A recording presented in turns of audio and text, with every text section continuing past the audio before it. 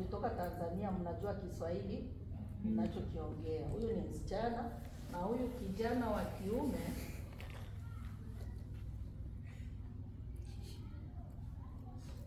anaitwa mvulana.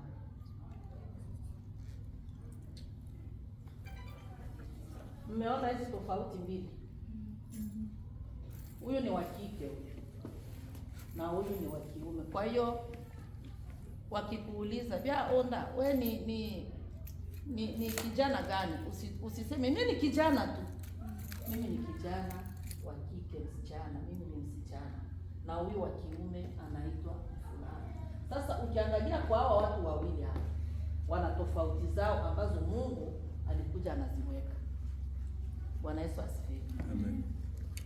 Tofauti ni zipi? Huyu wa kike akifikisha miaka 18 yuko tofauti na huyu wa kiume wa miaka 18. Huyu ataonekana tayari ni mama, lakini huyu anaweza akaonekana bado hajafikia hata hiyo miaka 18. Bwana Yesu asifiwe. Huyu wa miaka 18 wengi pale nyumbani wanakimbilia kuolewa kwa hii miaka, na wengi wanaolewa chini ya hii miaka, kwa miaka hii ya ukimbizi. Lakini kawaida kabisa kwenye familia, mtoto akifikisha hii miaka, enzi zetu tayari unaanza kuulizwa ubitole na ndume unaokuwa hauna mchumba. Sababu gani? Tofauti tayari imeshaonekana na familia imeshajua hapa kuna tofauti. Huyu mtu anahitaji nini? Kuolewa. Na akiwa mfulana akieneza miaka 20 kupandisha, anaulizwa ama uko uchanga mwana wale, unachumbia mtoto wa nani? Inabidi utafute mke. Lakini kwa miaka hii sivyo. Mambo yanaenda ni tofauti sana na miaka ya zamani. Kwa hiyo basi tuangalie katika kitabu cha Mhubiri.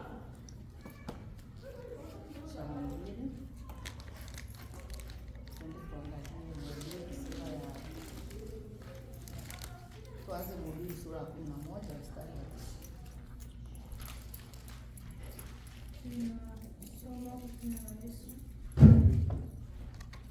Wewe kijana, ufurahie ujana wako na moyo wako ukuchangamshe siku za ujana wako, ukaziendee njia za moyo wako na katika maono ya macho yako. Lakini ujue wewe ya kwamba kwa ajili ya hayo yote Mungu atakuleta hukumuni. Amen. Bwana Yesu asifiwe. Bwana Yesu asifiwe sana. Unasikia kitu Mhubiri anasema, wewe kijana ufurahie siku za ujana wako. Kwa nini alisema uzifurahie? Kwa sababu katika ujana, kwenye hii miaka hii mpaka kufika ile nilisema 45, ndio muda ambao Mungu anamwachia mwanadamu afanye mizunguko yake yote, yawe mazuri yawe mabaya, unaifanya kwa hii miaka hii. Lakini sasa inakuja kusema nini? Uko mbele sasa inakuja kukukumbusha tena ufanye yale ambayo unaona ni mema na ufurahishe moyo wako, kila kitu na mwili wako furahi, lakini ujue kuna nini? Soma ile mstari ya mwisho. Nasema ile ya mwisho, ile ya mwisho tu, ile mstari ya mwisho. Nasema lakini ujue wewe ya kwamba kwa ajili ya hayo yote Mungu atakuleta hukumuni. Amen. Unasikia hapo? Hiyo hukumu ambayo Mungu ataleta ni nini? Kwa sababu hapa umefanya mambo mengi kwenye huu mzunguko, na kama ukifika kwa hii miaka haujajikosoa, ujana wako utakuwa hauna faida kimwili na kiroho, kwa sababu hapo umeachiwa muda wa kufanya mapenzi ya Mungu na mapenzi yako, bisi roho yako itaamua wewe. Lakini sasa ni yapi unatakiwa wewe kijana ambaye unamjua Mungu? Kila siku tuko kanisani, kila siku tunasimama madhabahuni, tunatoa sifa na maabudu. Nini sasa unatakiwa wewe kama kijana ambaye umeokoka, leo hii masoka kila siku, yeye ndio mwimbaji pale, yeye ndio sifa na maabudu.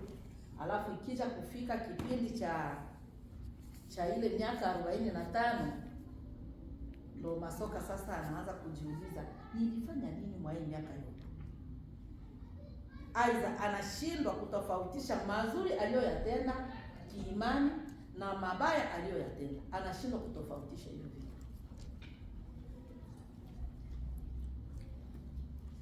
Tuone sasa ni nini mtu anatakiwa kufanya kwa kijana ambaye ameokoka. Tuende katika kitabu cha Mhubiri ule sura yake ya 12 mstari wa kwanza. Nasema kuanzia 1 mpaka 4. Mkumbuke Muumba wako siku za ujana wako, kabla hazijaja siku zilizo mbaya, wala hajakaribia miaka utakaposema, mimi sina furaha katika hiyo, kabla jua na nuru na mwezi na nyota havijatiwa giza, kabla ya kurudi mawingu baada ya mvua. Amen. Bwana Yesu asifiwe sana. Bwana Yesu asifiwe. Tena Mhubiri anakuja kutuambia umkumbuke Bwana Muumba wako siku za nini? Za ujana wako. Pale mwanzo kwa kitabu kile, kwa ile sura ambayo tulisoma ya kwanza, alisema ujifurahishe moyo wako. Alisema ujifurahishe moyo wako, kiasi kwamba ujana wako ufurahishe. Na ndio yale nilisema kwamba utafurahisha kimwili na kiroho. Sasa hii kimwili, kwa siku hizi vijana wengi wanajiendesha kimwili visivyo, wanaacha mapenzi ya Mungu, wanaenda tofauti na mapenzi ya Mungu. Vijana ambao wanaitwa vijana, na zaidi sana tena hao vijana wanatoka katikati yetu sisi wa Kristo, wanatuhurumia. Utakuta kati yetu hapa ndo kunatokea wale wazinzi, niite kwa Kiswahili nyingine washerati, ndo kunatokea walevi, wasutwa, wachonganishi. Hivyo vyote vinatokea katika ujana, ambayo si mambo ambayo yanampendeza Mungu. Na katika mambo hayo ni mengi sana ambayo yanatendeka kwa ajili ya vijana. Utakuta kijana ni mtu ambaye anasifika huko nje, anaingia kanisani huko nje, wanajua anaingia kanisani na anasali kabisa kikamilifu, lakini mambo anayoyafanya huko nje hayapendezi, hususan na vijana wa kike. Kwanza wewe ndo asubuhi unaanza, mama naenda kukazi leo, tutaanza saa 12, kumbe hauendi kazini. Hapa Amerika vinapitikana hivi. Wewe ndo unaenda kugonga mfulani, twende sasa, ulibuki hoteli gani? Nilishaaga kule tutatumika, na nilimwambia tutatoka jioni kazini. Mimi niko nyumbani sijui. Mtoto wa kike, wewe ndio unaenda kwa mwanaume unamwambia leo mimi nitalipa pesa yangu kwa hii inchi.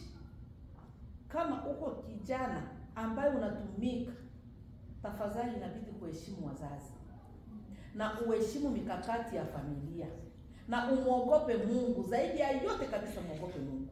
Utanificha mimi mzazi, lakini mbele ya macho ya Mungu inatuambia pale Mhubiri, kisha ile ghadhabu inakuja sasa. Bwana aturumie. Nilijua nitasema haya maneno leo usiku. Nilisumbuliwa na ndoto moja ambayo sikuifahamu mpaka leo, mpaka hivi niko najiuliza ile ndoto ni kitu gani.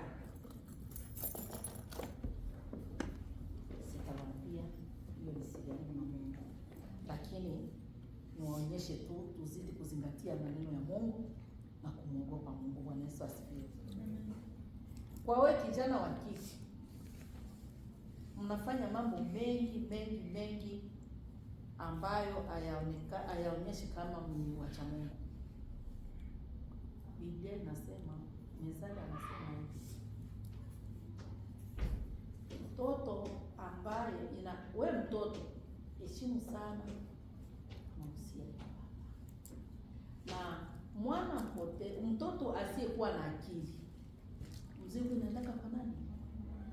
Kwa mama yake. Nishasikia baba yake ya mtoto ndo anapewa mzigo wa mtoto, awe wa kiume au wa kike. Na mabaya yote mnayoyafanya nyinyi wasichana wetu, nasikia obe mwana etavi, obe mwana hapo, baba anakana sio mtoto wake. Obe mwana achi, obe mwana etavi. Sasa kwa hii nchi, nani ambaye anakuaka anakana mama yake? Kwenye watoto wetu wa leo anakana mama yake, mnaongea kama mama na mzazi. Mama, mimi kuna tatizo 1 2 3.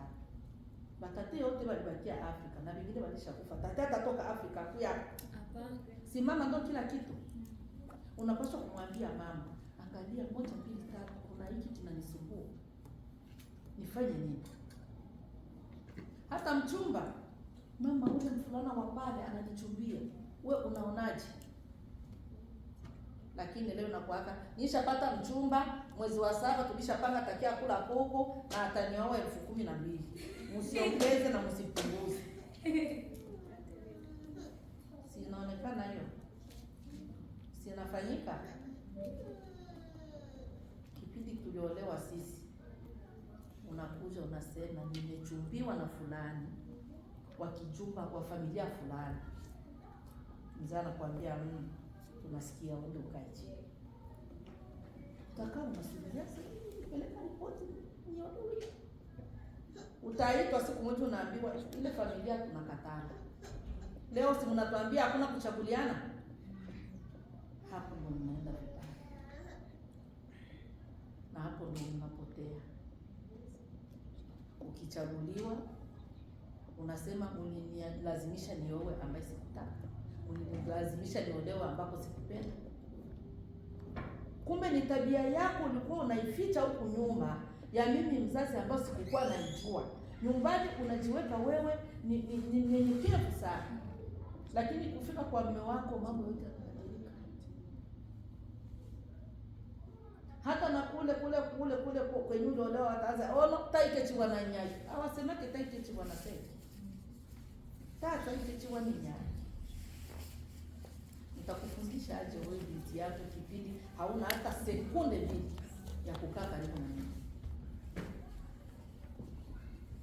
Wangapi hapa wana wachumba ambao wameshawakilisha kwa wazazi wao, kwa wamama zao, eti mama nina mchumba sehemu fulani. Aiza mama pale kanisani mimi nina mchumba. Wangapi hapa? Lakini si mko na wachumba kanisani? Dada, come. Hata hapa kanisani mna wachumba. Huko nje kwa bondo mna wachumba huko. Ni wa vijana wa kiume hawaambiake wazazi. Ni maamuzi, ni motumi au kondali anga chui anakata shi ani franka chile chane itani tani. Ile hata mzazi ya kuweka kitu, ile baraka tu ya kusema na wabariki, ile mikono inazidia pesa. Inazidia ile mamilioni ambayo utatoa ya kwenda kuoa, inazidia ile mamilioni utagharamia ukumbi na vitu vingi sana vya kupamba ukumbi. Ile baraka yake tu, midomo yake ikitamka, Mungu awabariki katika ndoa zenu, inafunga kila kitu.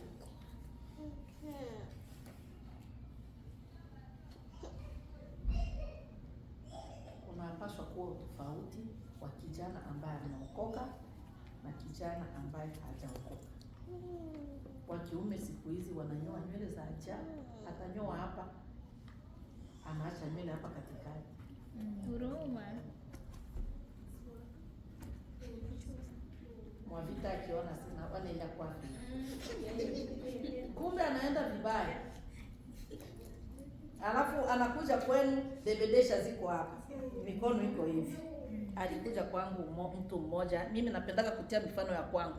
Akaja, nimeshaambiwa fulani atafika hapa kutusalimia, sawa, afike. Tukutaniwa pale kama kawaida.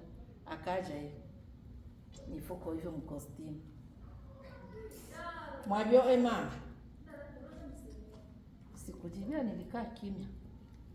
Baadaye akaniambia, mama izendo umobiolwa. Nikauliza, beni umobiolwa? Oh, ale nkeni hao. Nao moneo, karibu, ite ule shibe. Hivyo ufunzwa kwenu. Uchoa hatu ule mchanga. Alafu unakuja mikono kwenye kostima. Mwabio ema. Hapa hakuna mke hapa. Wakwe zangu naongeaka nao kama watoto wangu. Sikuwakia na muda wa kusema niite watu mwende muongee na mkwe wangu kwake kuna tatizo. Hapana, kwa sababu najua jinsi nililea watoto wangu na inajua ukaribu wangu mimi na watoto wangu. Mwajuma alishaniambia hataolewa mpaka pale nitamruhusu aolewe. Juu ya nini? Analeta hao ajabu wa Esam kabisa, ukiona unasema ndio. Lakini huyu nikimwangalia, huyu nikimkagua, mimi nakataa, namwambia hapana, sipendi uingie kwenye ndoa hapo utakuletea matatizo.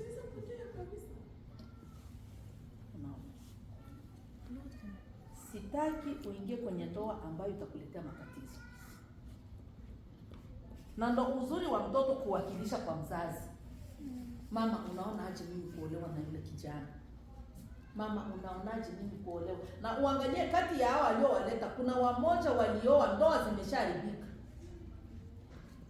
Na wengine anafanya harusi leo, baada ya miezi miwili mke anatoroka anaenda kwao. Namwambia, unaona? Nikamwambia, mwanaume sio handsome. Nisikilize vizuri mabinti, mwanaume sio handsome. Ase, niko natafuta wasura mzuri? Hapana, tafuta tabia zake za ndani. Kwanza ni mcha Mungu. Kwa sababu mtu ambaye ni mcha Mungu, ukiolewa kwa mtu ambaye ni mcha Mungu, kwanza anaoga wa Mungu ndani yake. Atafanya mambo lakini kale ka kitu ka Mungu ndani yake kale. Ataogopa, atasema niko nafanya hivi lakini sio vizuri. Roho yake itamsuta mwenyewe, itasema naye. Lakini kwanza wewe ndio unaenda kupenda Elsa wa viduku kichwani, mlevi, asubuhi yeye ndio anaramkia kwenye pombe huko.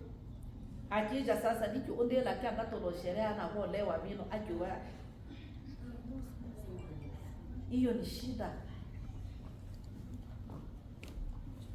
Ni shida. Na ndio maana unakuta msisamee sana, niko na leo nitalenga sana kwa wasichana. Utakuta msichana wa miaka 14 ameshajua wanaume juu ya mambo ya ajabu.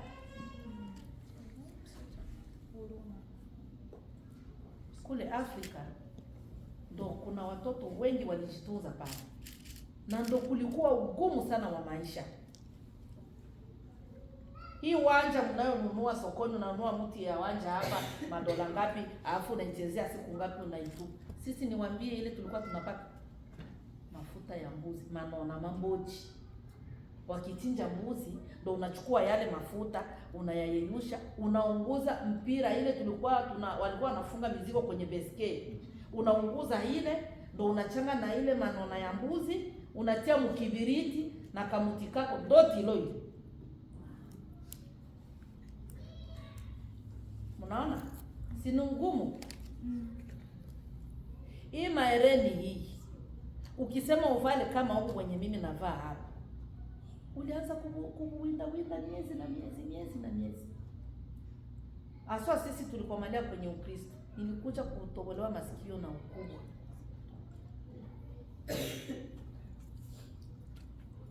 Hauna muda hata kumwambia baba na maereni. Hakuna. Lakini nyinyi hapa mnatumika, alafu mnakimbilia kwenda mnaharibisha maisha yenu kwa wanaume. Ile kujitunza ni zawadi ambayo utaenda kumpatia mume wako, ile kujitunza. Na hiyo ndoa ambayo ulitunzia hiyo zawadi, hata kama ina vurugo namna gani, huyo mwanaume mpaka aje kutamka neno kusema tuachane, umevumilia wewe na yeye pia amejikaza kukaa na wewe, hata kama roho yake haikupenda kukaa. Na hata ukienda akioa, hata tusi atakuwa anamtukana yule mwanamke wake, itakuwa ni vile na akonda hii. Amjasikiaka hivyo wanaume wamoja wanasema ni vile na akonda hii. Ni ule mke wake wa kwanza wa ndoa ambaye alimletea zawadi. Ile nakwaka ni zawadi. Hata wao wafulani wana zawadi yao, na wao wana ufulana wao ambao na wao wanapaswa kujitunza, na yeye aje ampe mke wake zawadi. Lakini sasa hiyo zawadi ya kijana wa kiume ikija kutolewa kwa mwanamke ambaye tayari yeye amesharifu usichana wake, hautaona manufaa ya ule ujana wa mume wako. Na ndio maana usichana wa mwanamke una sifa kubwa kuzidi usichana wa mwanaume, ufulana wa mwanaume. Sasa niwaambie, harusi za kwetu na hapa ziko tofauti. Kwetu ukienda harusi, yule ambaye alitangulia na wewe kule kwako, ovyo shishikale lale ya kule, wewe ndio utabakia mwele echa kule wiki mzima. Kuna kitu anabakia pale abebe taarifa nyumbani. Unajua hiyo kitu? Sasa ahibu kwake kama wewe haukujitunza. Wataanza kukushambulia wewe pale, watamshambulia na yeye pale, ataenda bila kueneza hiyo wiki. Hiyo ni raha kwa familia. Na ndio maana kwetu ukisema harusi, wewe msichana ujijue kisi huko na ukubali utaenda harusi. Hapana hapa unasema mie yangu itakuwa ya kimataifa. Mnawapatia wachungaji dhambi ya kubarikia ndoa ambazo zisizo halali.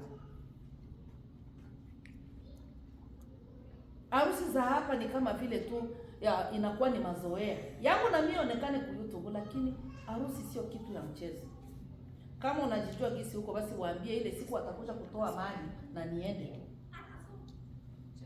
Usitike karuta kutilie mikono pale na unajijua gisi huko.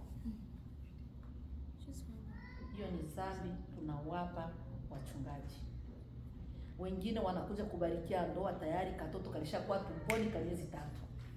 Unakuja kuhesabu aliolewa, ni ule mtoto aliolewa hivi ni miezi 6. Mbona anazaa?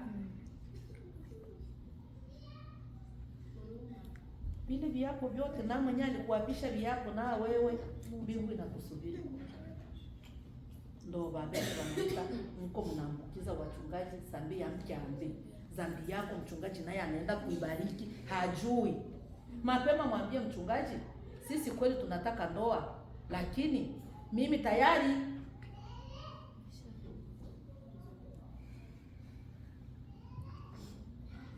Lakini siku hizi haiko vile tena.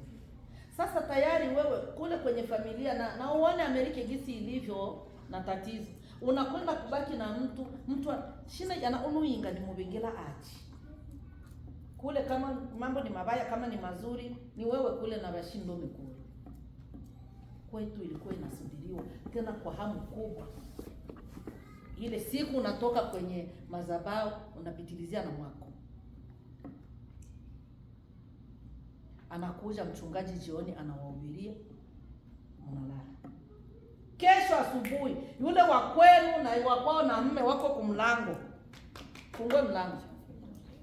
Mnaona hiyo Afrika? Nilifanya harusi mimi. Wanaingia, wanapitilizia na chumbani, habari za hapa.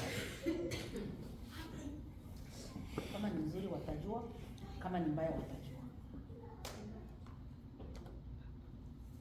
Na kule kama ni mbaya kule, ule wa kwenu atatoka kule ine vinona ikekolo no yana auto.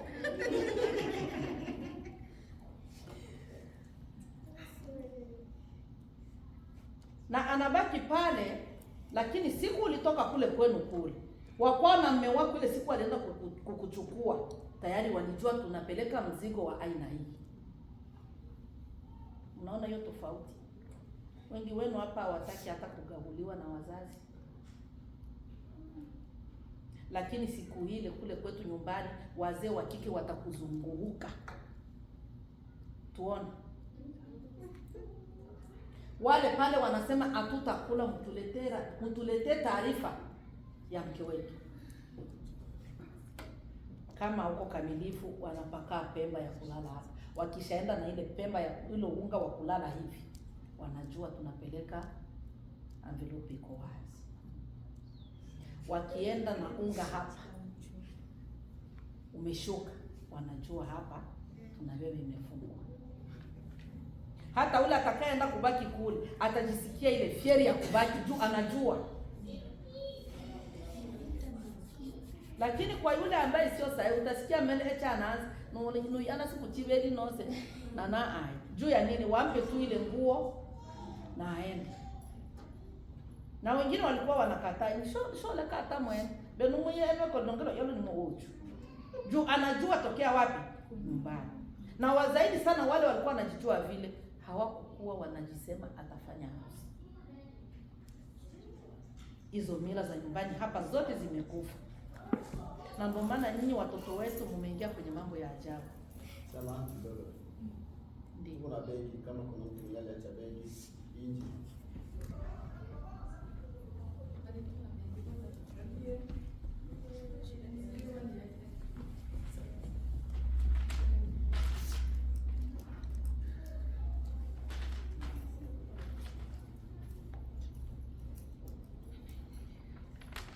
Ndio maana Bwana Yesu asifiwe. Amen.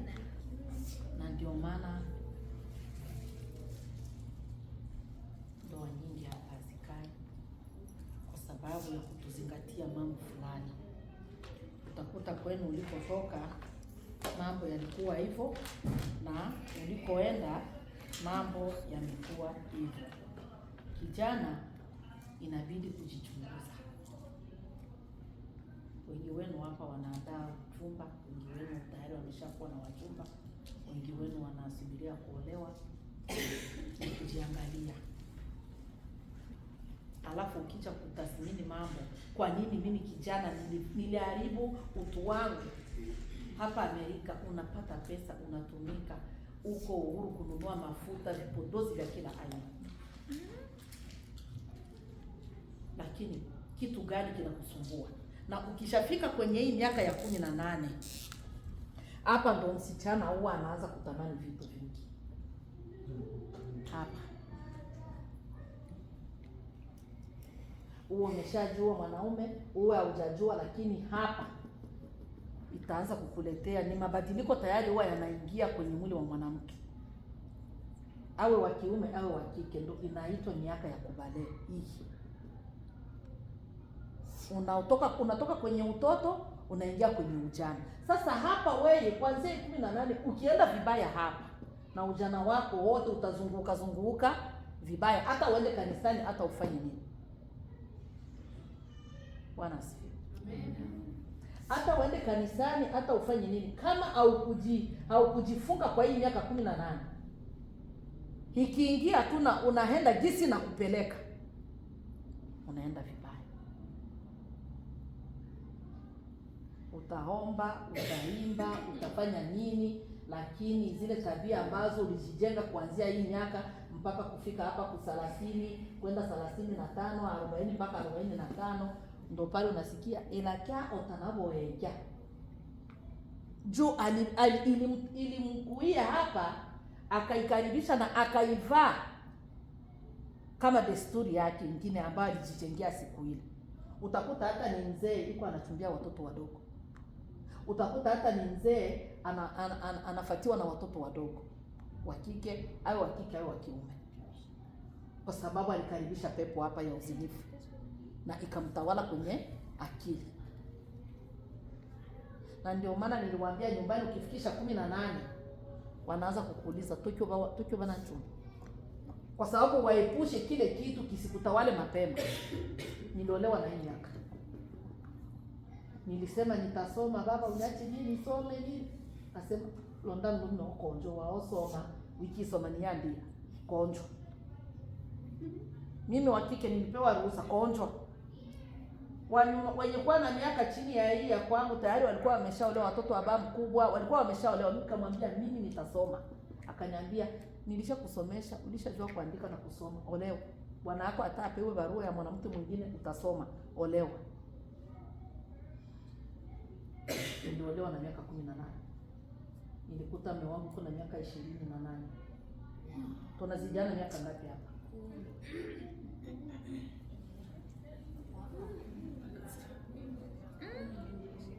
Naona hiyo tofauti.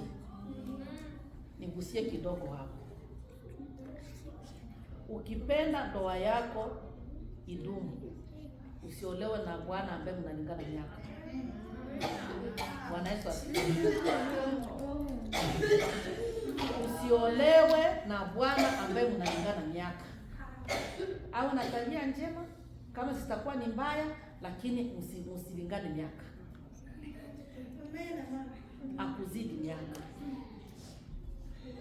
Leo ukimwambia Masoka olewa na Kapa, Kapa si mkubwa kwangu. Yeye ni mkubwa kwangu. Anapenda kama yeye iko na miaka 20 aolewe na wa 20. Kama iko na miaka 18 aolewe na ule wa miaka 18, aidha wa miaka 17. Huyu ambaye mnalingana akili, wewe akili yako matope, yake matope. Mtajenga nini pale katika? Jinsi akili yako wewe inawaza, ndio jinsi akili yake na yeye itawaza. Lakini kama anakuzidi miaka, wewe utawaza vya kwako na yeye atawaza vingine. Na ndio pale wanawake wengi wanashindwa kuelewa. Unasikia mimi nikimwambia bwanangu kitu, anakuaka mbishi. Sio ubishi.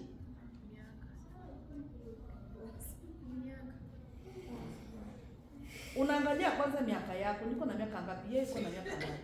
Alishajua vitu ngapi? Kwa mfano mume wangu hii miaka 10 alinizidi hapa. Miaka 10. Mimi niko 18, yeye 28. Miaka 10 katikati.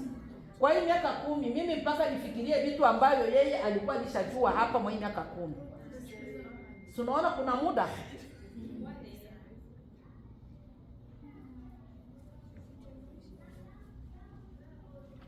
Kuokoka kuna faida kubwa. Na kuokoka kunatumaka mtu anaolewa, aidha unaoa sehemu ambayo kuna wokovu pia.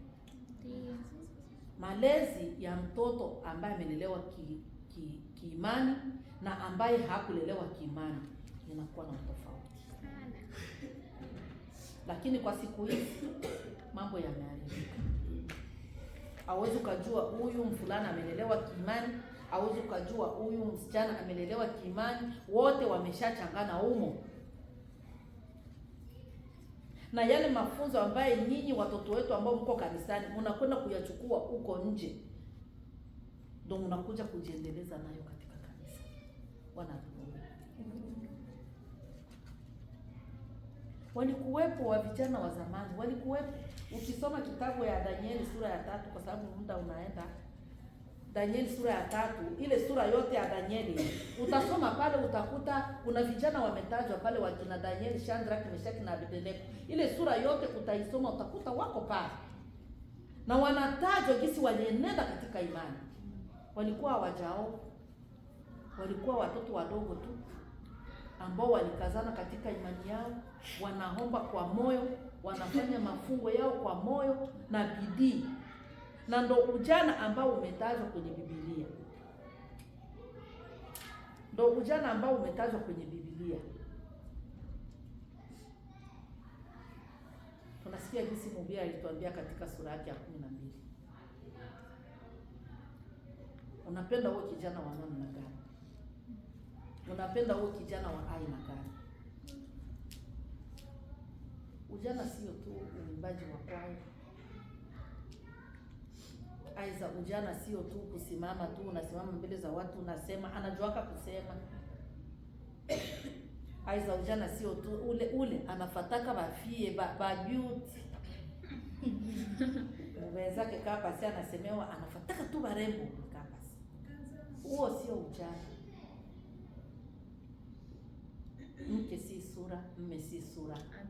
Bali tazama tabia na wokovu iliyoko ndani yake. Bwana asifiwe. Amen, amen. Kwa kumalizia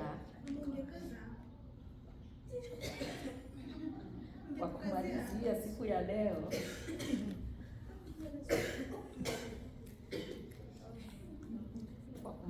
Dama Soka tusomee Isaya 5:11.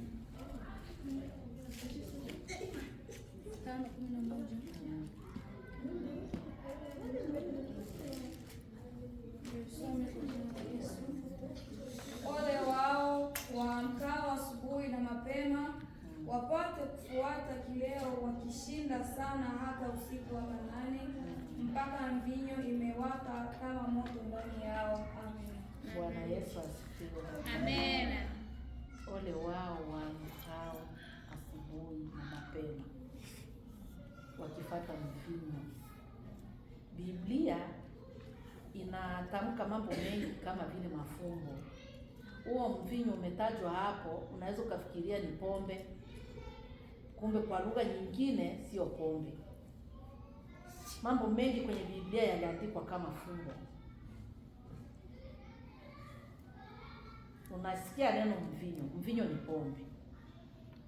Lakini ukipata mvinyo kiuhalisia kabisa wa neno la Mungu, unaweza ukaitafakari kwamba huo mvinyo ni mambo ambayo watu hukimbilia kuyafanya. Ndio ile kuamka mapema. Utakuta mtu analala tu, anaamka roho inamtuma, leo mtaenda kuiba kwa fulani, na atatoka kule mpaka afanikishe ule wizi.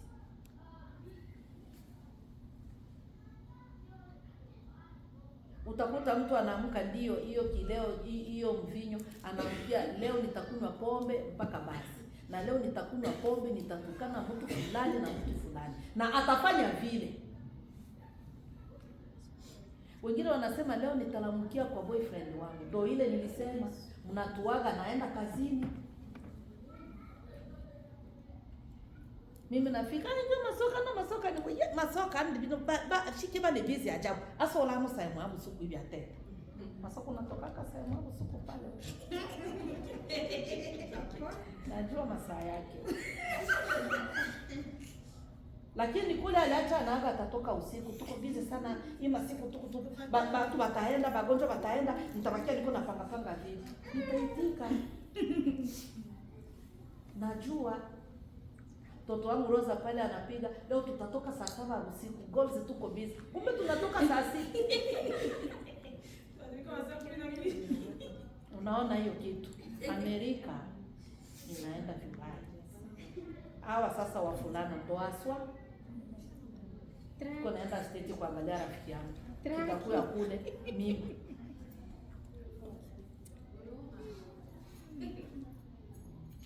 Kila siku gari weekend, naenda wapi ase?